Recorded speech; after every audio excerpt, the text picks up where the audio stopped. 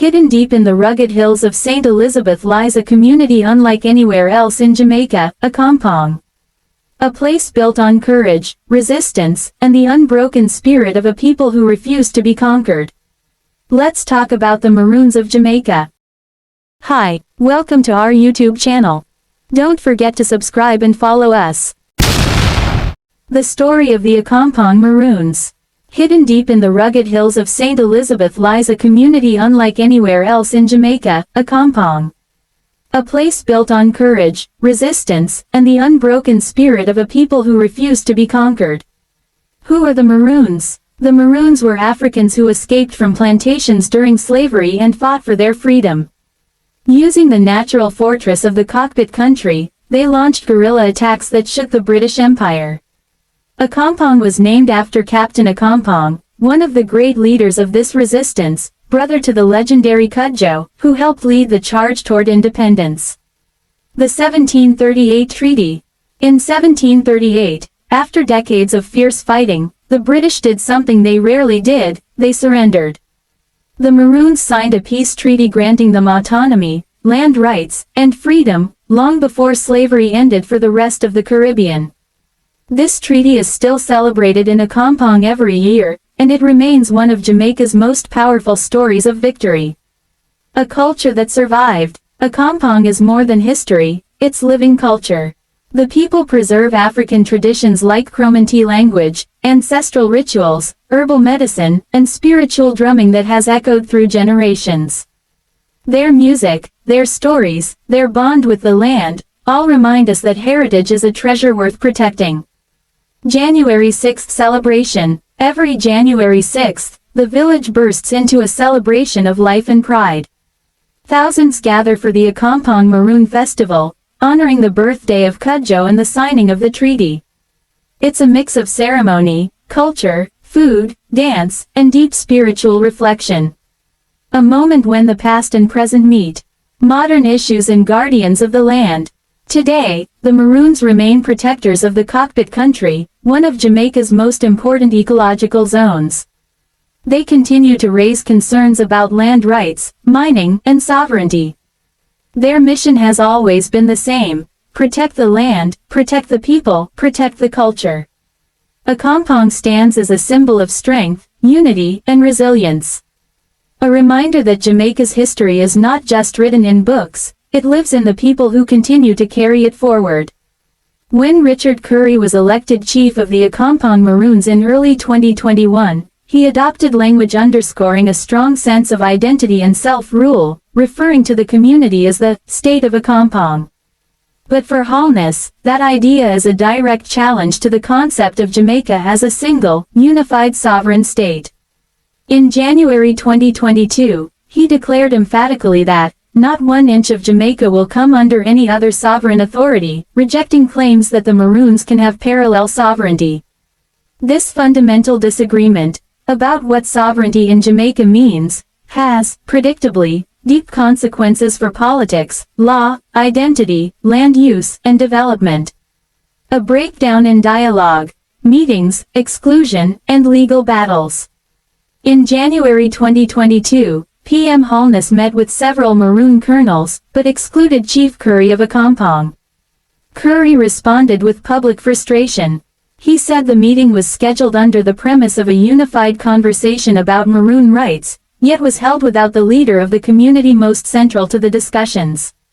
Currie appealed for proper dialogue, insisting he wasn't seeking division, but asserting that the land and people he represents cannot simply be ignored. When talks between government and Maroon leadership faltered, Currie escalated the matter legally. In May 2022, the Accompong Maroons, with Currie as lead claimant, filed a lawsuit against the government and the Jamaica National Heritage Trust (JNHT), seeking formal recognition of title over lands in the Cockpit Country. The lawsuit seeks, among other things, a declaration under the country's Title Registration Act that the Maroons hold absolute ownership, a bold effort to translate historical treaty rights into modern legal title. The government responded, filing an application to strike out the lawsuit, arguing that the challenge should be thrown out. As of early 2023, Currie had publicly voiced concern about delays in the court hearing, underscoring the urgency for a resolution. The 2025 turning point, disaster, recovery, and a new flashpoint. The tensions took a new turn following the damage caused by Hurricane Melissa in late 2025.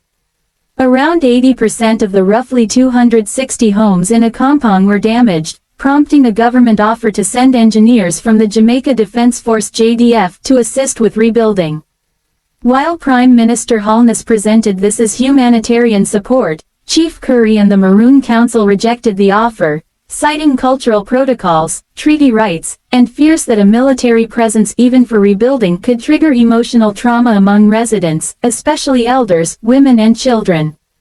Currie insisted that the community already has civilian and international partnerships in place to handle reconstruction, emphasizing that autonomy and cultural integrity matter as much as physical rebuilding. This episode underscores how the conflict between Maroon self-governance and state power isn't abstract, it directly affects lives, recovery, and community identity. More than a land dispute, identity, history and the future of Jamaica. At its core, this isn't just about who owns what land. It's about whether a people with a unique history, culture, and treaty legacy can assert a distinct identity within a modern state. For Currie and the Accompong Maroons, it's a defense of indigenous rights, heritage, and historical promises. Currie has also called for representation of indigenous communities, Maroons, Rastafarians, descendants of the Taino, in Jamaica's political processes, especially as the country contemplates constitutional reform or moves toward a republic. For the government led by Holness, the priority seems to be maintaining national unity, uniform sovereignty, and central control, resisting any form of parallel sovereignty or autonomous governance outside the national framework. Thus, the standoff between Currie and Holness is emblematic of a broader question many post-colonial nations face: how to marry ancestral claims to land, identity and autonomy with modern nation-states, pluralistic, diverse, but unified. Where things stand now, and what to watch. The lawsuit filed by the Accompong Maroons remains a key test case. It could reshape land rights, indigenous recognition, and the interpretation of the 1738 treaty under Jamaican law. Recovery efforts after Hurricane Melissa are underway, but Currie's rejection of military assistance signals that future aid or development will need to respect Maroon governance structures and cultural sensitivities. As constitutional and political reform conversations advance in Jamaica, for example, moves toward a republic, indigenous representation, the Maroon question may become more central, potentially reshaping Jamaica's political identity and history recognition. A community rooted in strength. Today, Accompong is a reminder that freedom is not merely given, it is fought for. The Maroons' ability to maintain autonomy, culture, and identity over centuries makes them one of Jamaica's most unique and historically important communities. If you want more stories about Jamaica's culture, history, and hidden gems, hit like, subscribe, and turn on your notifications. In spirit we live, in nature we survive. I say. I'm honored to deliver this speech as a head of state, chief of the sovereign state of Accompong, on the day our extended family commemorates the end of a British-led government on the archipelago, now called Jamaica. For over 1,000 years, the First Peoples and their descendants have stood as a beacon of freedom, and for almost 3 centuries since the signing of the 1738 peace treaty with the British Crown, the Accompong Maroons, being the posterity of 3 major bloodlines, namely the so-called Taino, or Arawaks, the Moors, and Africans, have been a source of the culture and knowledge on this island. The Maroons represent the spirit of freedom in harmony with tradition, nature, and progress. And a greeting of peace from all Maroon satellite communities of the sovereign state of Accompong. Assalamu alaikum. This speech comes at a time of tension between the Maroons and the government of Jamaica. Tension rooted in historical forces that go beyond the current policy debate. The relationship between Maroons and the Jamaica state includes centuries of coexistence and cooperation, but also conflict and religious wars against slavery. More recently, tension has been fed by environmental degradation and activities that has encroached on the rights and opportunities to many Maroons, and psychological warfare in which Maroons were too often treated as proxies to fight against their own culture without regard to their own aspirations. Moreover, the sweeping change brought about by modernization and globalization led many Jamaicans to view the Maroon state claim as hostile to the Jamaican state, but also to human rights and the wider population. This has bred more fear and distrust. So long as our relationship is defined by our differences, we will empower those who sow seeds of corporate profit rather than peace and harmony with nature, and who promote conflict rather than cooperation can help all our people achieve justice and prosperity. The cycle of suspicion and psychological warfare must end. I am making this speech to seek a new beginning between the government of Jamaica and the Accompong Maroons. One based upon mutual interest and mutual respect, and one based upon the truth that Jamaican Maroons are not exclusive and need not be in competition. This is what I will do, to speak the truth as best as I can, humbled by the task before us, and firm in my belief that the interests we share as human beings are far more powerful than the forces that divide and drive us apart. So let there be no doubt. Maroons are part of Jamaica's story and road to political independence that began way before so-called emancipation period.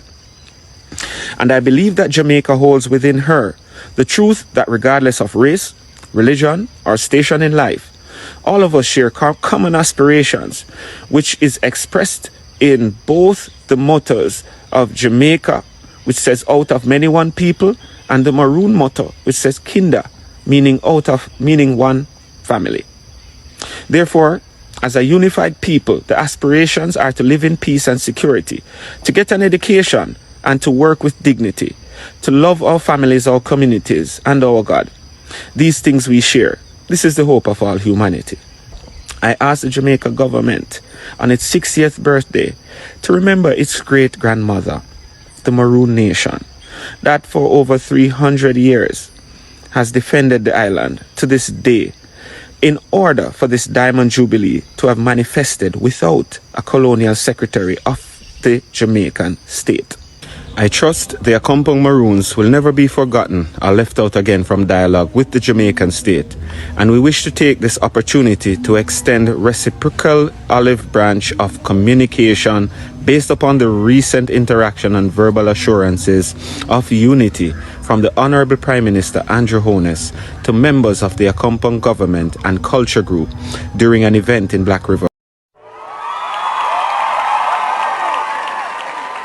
Thanks for watching. Don't forget to subscribe, like, comment, and share.